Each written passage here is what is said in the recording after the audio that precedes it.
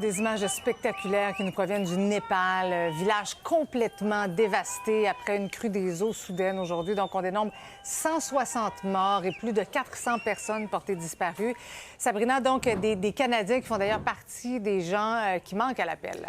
Oui, on parle toujours d'au moins 24 Canadiens qui font partie de la liste de recherchés. Ce ne sont pas les seuls, bien sûr. Il y a aussi une cinquantaine d'Américains. On parle également d'une trentaine d'Australiens, des Indiens, mais également des Britanniques qui manquent à l'appel et bien sûr plus d'une centaine de Népalais. Il y a d'ailleurs la ministre des Affaires internationales, Anita Anand, qui a demandé aux gens qui se trouvent au Népal ou au Tibet de s'inscrire auprès du service d'inscription des Canadiens à l'étranger pour recevoir, bien sûr, des informations qui sont à jour. C'est ce que vous voyez présentement à l'écran. Donc, bien sûr, le Canada qui suit de près cette situation. Et on les a vus en entrée de jeu, Marie-Christine. Les images qui nous proviennent du Népal sont vraiment spectaculaires. Mais qu'est-ce qui explique quand même cette situation-là? Eh bien, selon les autorités népalaises, il y a un tremblement de terre de magnitude de 4,4 qui s'est produit la nuit dernière au Tibet. Ça aurait donc déclenché des avalanches, mais aussi des glissements de terrain.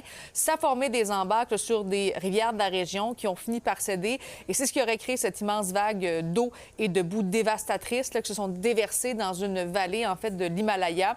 Donc, on peut y voir des bâtiments qui ont été complètement ensevelis sous une épaisse boue. Déjà, l'aide humanitaire s'organise.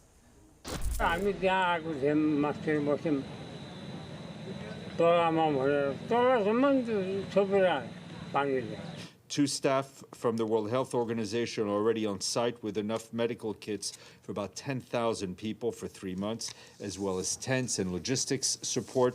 Starting tomorrow, the World Food Program and UNICEF are also deploying staff and trucks carrying relief supplies.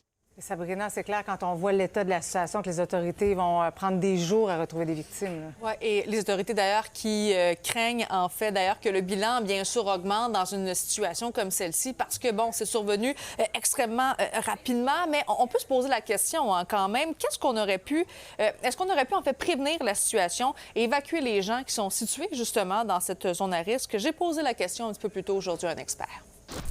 On parle là d'une couple d'heures. L'eau peut s'accumuler très rapidement en amont du barrage. Et si c'est une région un peu isolée, qu'il n'y a pas exactement à cet endroit-là des moyens de surveillance et de communication, eh bien, effectivement, ça peut échapper. Bon, bien sûr, tu le disais, mais les recherches devraient prendre encore plusieurs jours et imagine quand même la reconstruction de ces différents villages pour ce qui est du Népal. Merci, Sabrina.